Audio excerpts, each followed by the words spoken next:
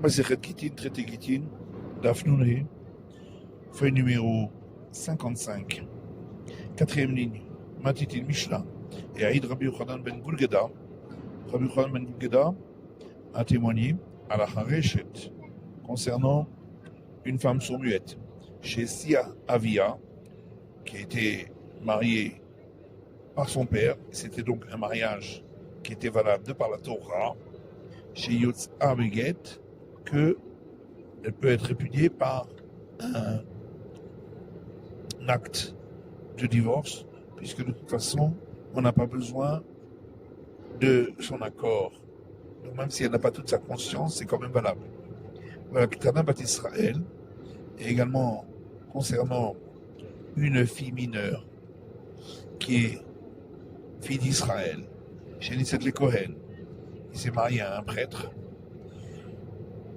chez Ochelet Bitrouma, même si le mariage n'est pas de par la Torah, mais seulement d'ordre rabbinique, parce qu'elle n'a pas été mariée par son père, mais par sa mère ou ses frères, parce que le père était décédé, elle mangera malgré tout du prélèvement au prêtre. Et si elle meurt, Barla Yursha, son mari pourra l'hériter. Vers la Mereish, Hagazoul, et également concernant une poutre qui a été volée chez Benao Bebira, et le voleur l'a utilisée dans la construction d'une grande maison, chez Itolet Damar, qui n'aura pas besoin de rendre la poutre, mais simplement de rembourser sa valeur, peut-être à Kanat Shavim. Et c'est une institution rabbinique pour permettre à ceux qui veulent se repentir de pouvoir le faire, parce que sinon ils devraient détruire toute la maison. Et concernant un animal qui a été volé et qu'on a offert en sacrifice expiatoire, chez l'Onodar les Rabbim, et c'était pas connu du public, chez Imecha Peret, que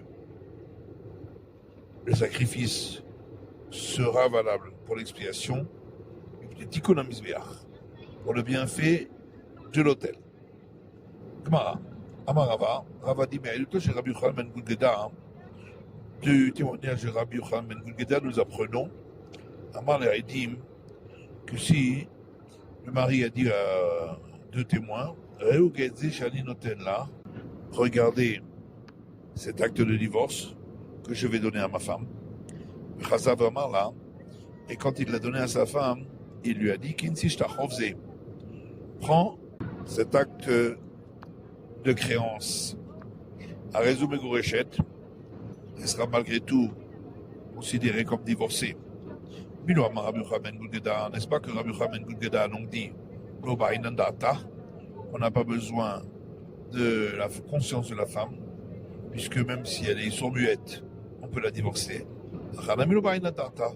Si aussi on n'a pas besoin de sa conscience, même si elle ne sait pas que c'est un acte de divorce. La grande pchita, mais ça c'est évident, que c'est la même règle. Seulement on aurait pu croire que puisqu'il a dit à sa femme, prends pour toi cet acte de créance, mais tu l'es battelé. Peut-être qu'il a annulé de le donner en tant qu'acte de divorce. Comme je parle, c'est pourquoi on vient m'apprendre, imita des battelés. Si vraiment il l'aurait annulé, la Edim avait mal haut. Il l'aurait dit aux témoins. Et donc, puisque il a dit cela à sa femme, c'est parce qu'il a eu honte de lui dire qu'il lui donnait un acte de divorce. Ketana Bat Israël, et il a également témoigné concernant la femme mineure fille d'Israël, qui était mariée de par institution rabbinique et qui pourra malgré tout manger du prélèvement au prêtre, parce qu'elle a été mariée avec un prêtre. Puisqu'on n'a pas parlé ici de la sourd-muette, c'est que donc la sourd-muette n'en mange point. Maïtama, pourquoi? Zera Shema Yachil. C'est une institution rabbinique de peur que il va lui faire manger Cheresh Bechareshet lorsque lui est sourd-muet et la femme est sourd-muette. Donc, mais elle peut en manger aussi quand elle a enlevé l'autre, puisque c'est le cas du mineur qui mange de la viande d'animal qui n'a pas été tué par abattage rituel. On n'a pas besoin d'en empêcher. Donc ici aussi, puisque la femme n'est pas entièrement consciente. Et la Gemara répond chez Mayachin Cheresh Bepikachat. On craint que un mari saumué fasse manger de ce prélèvement prêtre à une femme normale. Et dans ce cas-là, c'est un interdit pour elle, puisque le mariage n'est que d'ordre rabbinique. La Gemara dit mais on devrait lui permettre de manger du prélèvement au prêtre qui n'est que d'ordre rabbinique, puisque son mariage est d'ordre rabbinique. Et la Gemara dit c'est une institution rabbinique de peur qu'on en vienne à lui faire manger du prélèvement au prêtre de la Torah. On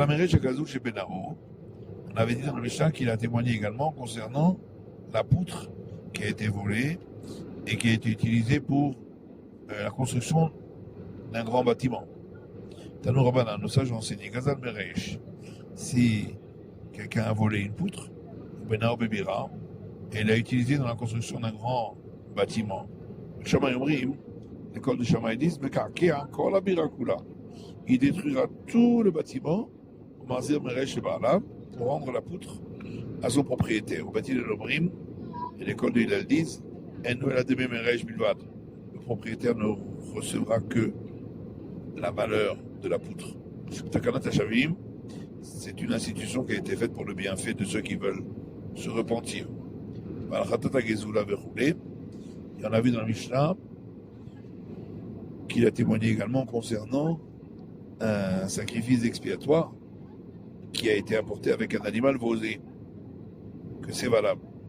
Amaroula, Oula, dit dans Torah, ben Nodra ou ben Nodra. D'après la Torah, il n'y a pas de différence si ça avait été connu du public ou ça n'avait pas été connu du public.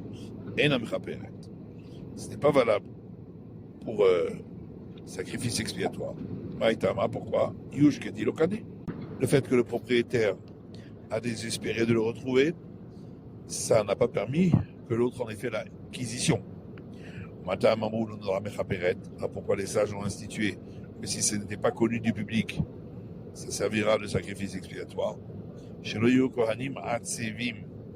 pour ne pas que les prêtres soient tristes d'avoir mangé un sacrifice qui n'est pas valable.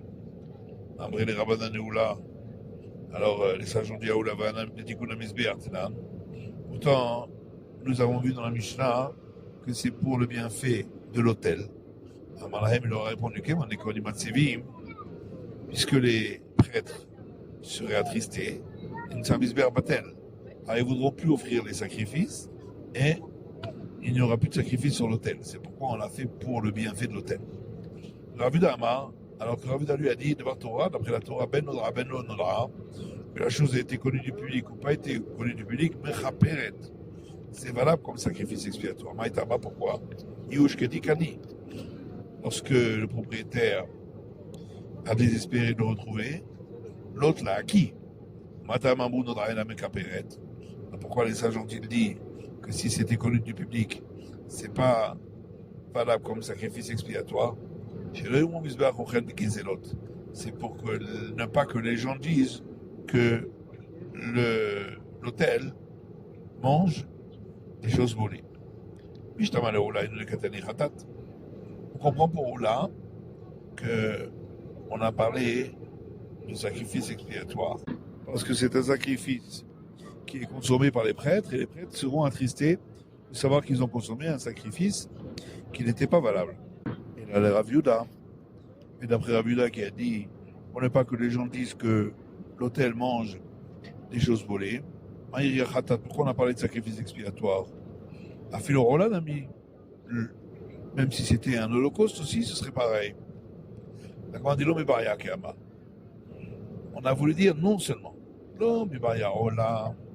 non seulement dans le cas de l'holocauste de Kalilhi, qui est entièrement brûlé sur l'autel, les gens vont dire que l'autel mange des choses volées. et la flou khatat nami. Et même dans le cas du sacrifice expiatoire, le chelev dam, ou de sadik le gabim misveach, où il n'y a que la graisse et le sang qui est brûlé sur l'autel, et idar et le reste, kohanim achlele, sont les prêtres qui le mangent. Donc on aurait pu croire que là, on n'aurait pas fait l'institution rabbinique, et malgré tout, on vient apprendre qu'on a fait l'institution rabbinique chez le Yom Misbeach pour ne pas qu'on dise que l'autel mange de ce qui est volé. Tanan, on a donc vu dans notre Mishnah, chez le Dara Rabbin, qu'il a témoigné sur un sacrifice expiatoire qui a été amené avec un animal volé et qui n'était pas connu du public, chez Im Chaperet, que c'est valable, peut-être qu'on a pour le bienfait de l'autel. D'après Oula, on comprend qu'effectivement, c'est pour que les prêtres ne soient pas attristés et ne s'arrêtent pas d'apporter des sacrifices sur l'autel. Et là, les Rav Yehuda, et d'après Rav Yehuda, Ifram et Baélé, on aurait dû dire l'inverse, que dans le cas où c'était connu du public, c'est pas valable pour ne pas que les gens disent que l'autel mange de ce qui est volé et donc pour le bienfait de l'autel. Chinami Kama. Et la Gemara répond effectivement, c'est ça que la Mishnah veut dire. Si c'était pas connu du public, alors c'est considéré comme un sacrifice expiatoire. Mais si c'était connu du public, c'est pas considéré comme sacrifice expiatoire. Pour le bienfait de l'autel. Motiv Rava. Rava apporte une objection à partir d'une braïta qui dit Gana ve'igdish. Si quelqu'un a volé et il a sanctifié ce qu'il a volé. Et ensuite, il a abattu rituellement cet animal volé ou il l'a vendu. Il paiera le remboursement double 2 fois, comme c'est la règle, parce qu'il l'a volé. Mais il ne paiera pas 4 ou 5 fois, parce qu'au moment où il a battu rituellement, ou bien qu'il l'a vendu, c'était déjà plus à lui, c'était au sanctifié. C'est-à-dire là, et là-dessus, Braït a dit, si il l'avait abattu rituellement à l'extérieur du temple, alors que c'était un sacrifice, il sera passible du retranchement, comme c'est la règle. Maintenant, si on dit que le fait que le propriétaire a désespéré de le retrouver, c'est pas suffisant pour que ça lui ait acquis Karet Mayavité. Pourquoi il y aurait la sanction du retranchement? De toute façon, de par la Torah, le sacrifice n'est pas valable. Donc si le sacrifice n'est pas valable, même si on l'a offert à l'extérieur du temple, il n'y a pas la sanction du retranchement. Amar Rav Shizbi dit Karet Midivrehem.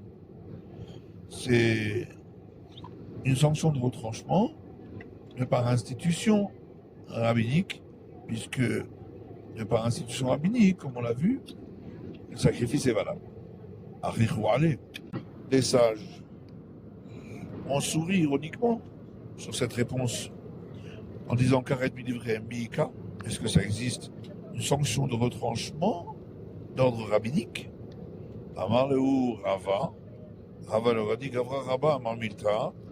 C'est un grand homme qui a dit cela. L'Otachouala. Ne vous moquez pas de lui. Karet Charliété d'Ivrehen. Batalo. C'est une sanction de retranchement qui vient de par l'institution rabbinique. Pourquoi? Les sages ont considéré comme si ça lui appartenait, qui est ridé les chayev à aller, et c'est à cause de cela qu'il est passible de retranchement.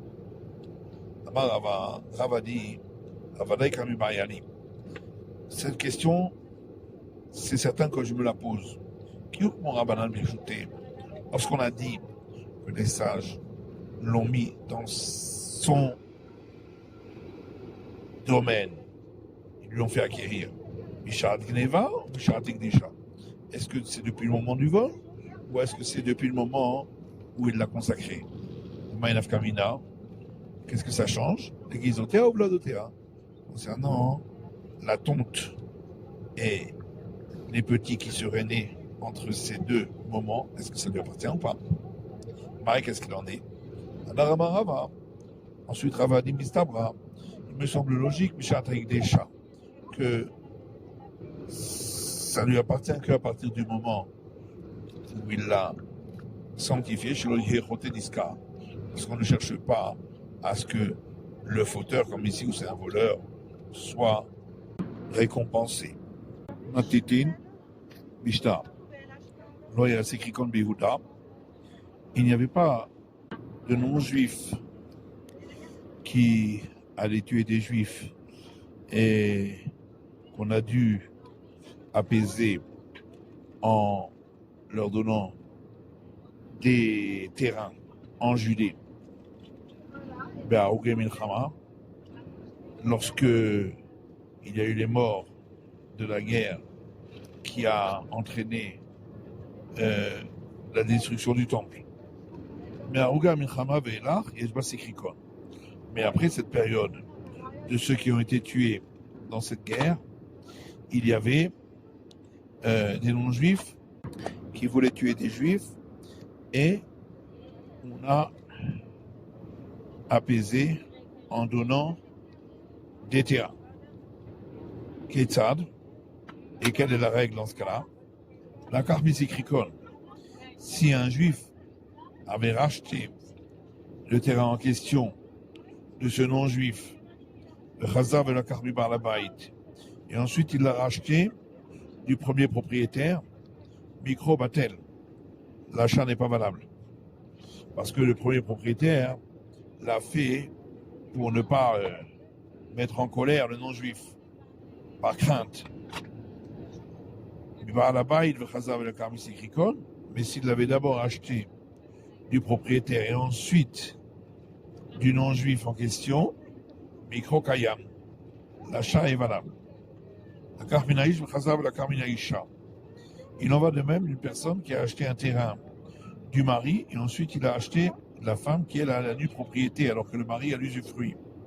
Microbatel, l'achat n'est pas valable parce que la femme a fait cela juste pour faire plaisir au mari mais elle n'a pas vraiment vendu. Minaïsha, le Chazav et le Karminaïsh.